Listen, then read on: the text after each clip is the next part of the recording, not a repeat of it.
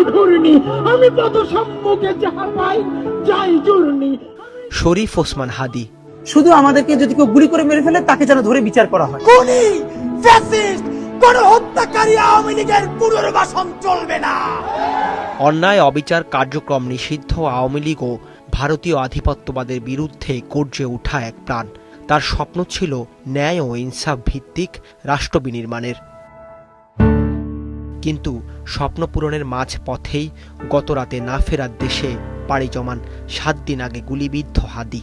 এরপর থেকেই একদিকে যেমন শোকের ছায়া নেমে এসেছে দেশে, অন্যদিকে ক্ষোভে ফুঁসে ওঠেন সহযোদ্ধারা।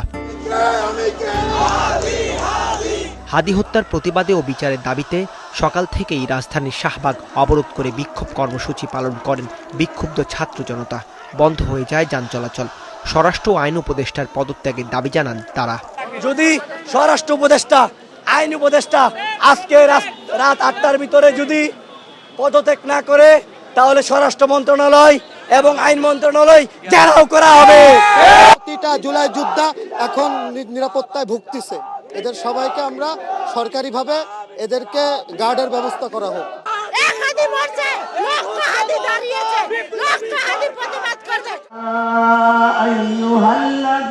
বিক্ষোভের মধ্যেই শাহবাগ মোড়ে জুমার নামাজ আদায় করেন আন্দোলনকারীরা। হাদীর আত্মার মাগফিরাত চেয়ে আয়োজন করা হয় বিশেষ দোয়ার। এ সময় কয়েকটি ইসলামপন্থী দল ও ডাকসুর নেতারা শাহবাগকে হাদী চত্বর ঘোষণা করেন। তারা দাবি করেন হাদী হত্যার বিচারের। আমরা যতদিন পর্যন্ত বেঁচে থাকি, হাদীর বদলা এদেশের মাটিতে অবশ্যই নিয়ে ছাড়ব।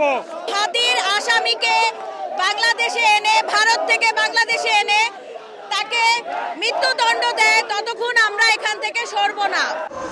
একই দাবিতে জাতীয় মসজিদ বাইতুল মোকাররমের সামনে বাদ জুমা বিক্ষোভ করেছে বাংলাদেশ খেলাফত মজলিসের ঢাকা মহানগর দক্ষিণ শাখা ও গণ অধিকার পরিষদ।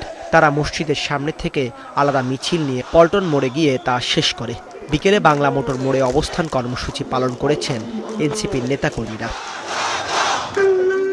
এর আগে হাদীর মৃত্যুর খবরে গেল রাতভর প্রথম আলো, ডেইলি স্টার, ধানমন্ডি 32 নম্বরের শেখ মুজিবের বাড়ি ও ছায়ানট সংস্কৃতি ভবনে হামলা, ভাঙচুর ও অগ্নিসংযোগ করে বিক্ষুব্ধ জনতা। দাউদ হাসান, মাছরাঙ্গা সংবাদ, ঢাকা।